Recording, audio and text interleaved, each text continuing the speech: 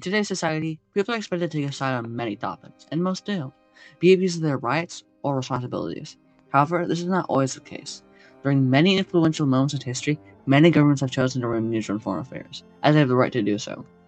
One example of this is the Quasi War. In the late 1790s, France and the US were engaged in a series of unofficial naval conflicts called the Quasi War, fought over the US utilizing the right to remain neutral, and both governments carrying out the responsibility to act on behalf of their people and their needs.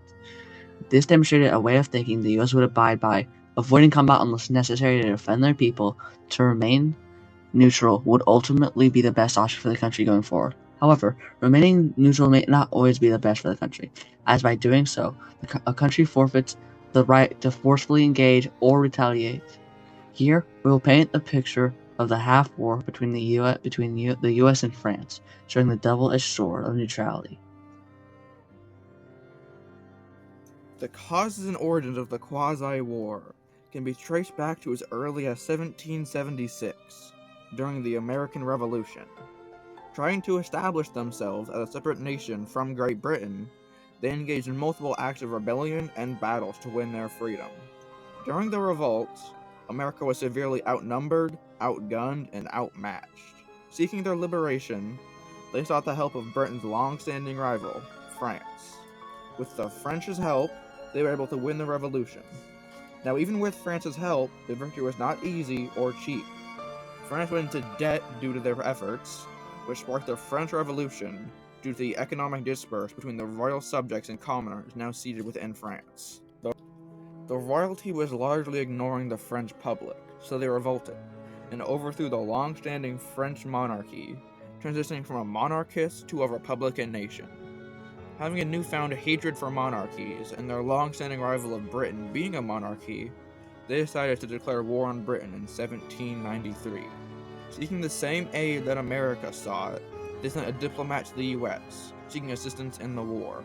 However, the US refused to sign the treaty offering their help, the Jay Treaty, believing it was too new of a nation, and thus too weak to engage in Europolitics.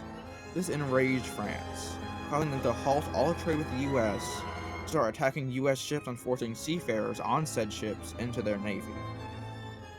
About 300 ships in total were captured by France.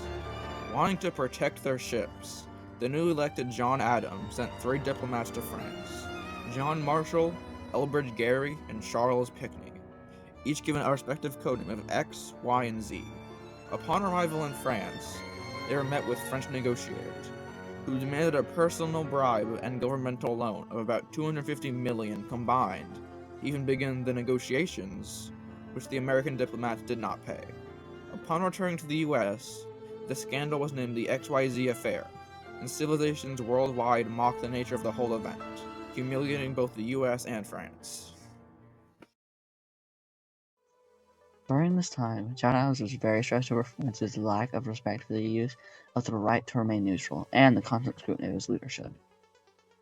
This political turmoil between France and the United States ultimately kicked off the Quasi War, also known as the Half-War and the Pirate Wars, with intense naval battles.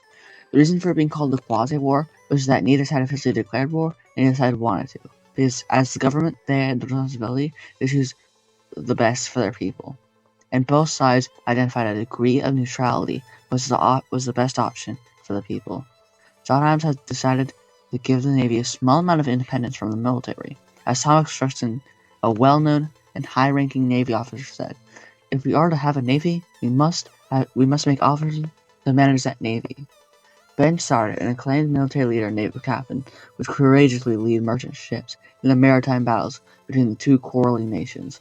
He was a captain during the American Revolution and many experience as a merchant when he was raised in Charles County, Maryland. As a gentleman of the House of Representatives said, Americans seemed to be treated as pirates if found on board ships of the enemies of France. John Adams, realizing this may not be enough to save the American merchants, sought the help of George Washington.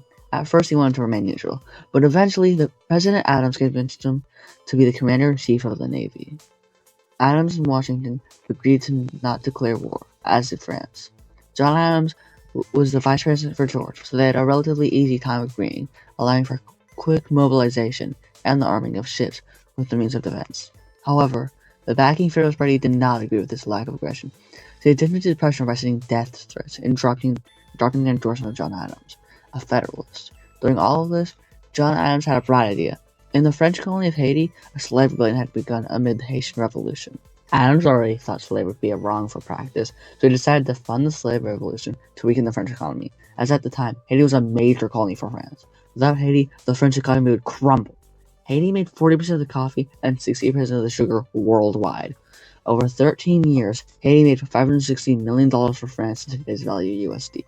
Although it was in Adams' political interest to fight France, he held a resolve, so to peacefully resolve the quarrel with France, he sent diplomats with personal connections to the French government. The diplomats in France agreed for both sides to stop attacking ships and restore trading rights, made official at the Convention of 1800. Although the Federalists were still not pleased with the country remaining neutral, thinking that it was Adams' responsibility to the people to declare war with France, and thus dropped his endorsement. Although the conflict was resolved overseas, political turmoil still churned in America, as a presidential election was coming up, the election of 1800. This election is known as one of the most intense in American history, with slander, lies, and scandals emerging on both sides. By the time news of the successful diplomacy reached the country, the election was over, and Thomas Jefferson narrowly beat out Adams by 8 electoral college votes. Had the news reached sooner, Adams very well could have won re-election. Furthermore, after the Convention of 1800, France had maritime rights near the U.S.'s waters and trade, which they would utilize immediately, hoping to claw themselves out of debt. During all this, war between France and Britain was still going strong, with little sign of stopping. The U.S. once again utilized their right to remain neutral, trading with both sides, and the French were okay with this as opposed to earlier.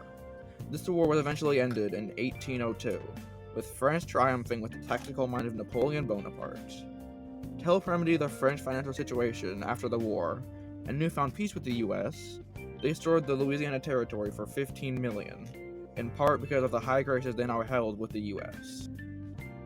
The most important long-term effects of the Quasi War for the U.S. are military development, changing in U.S. foreign policy, and economic growth.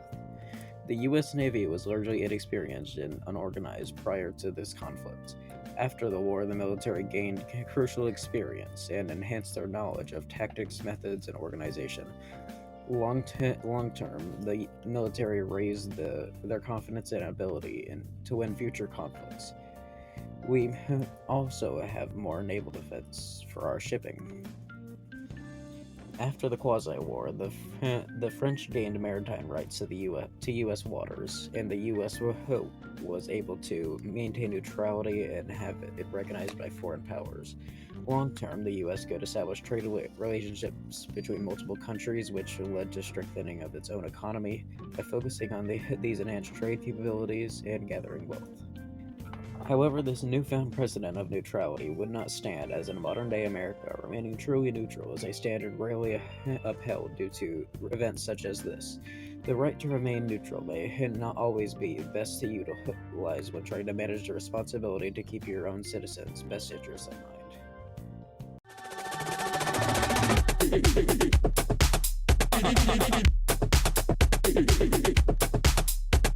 mind.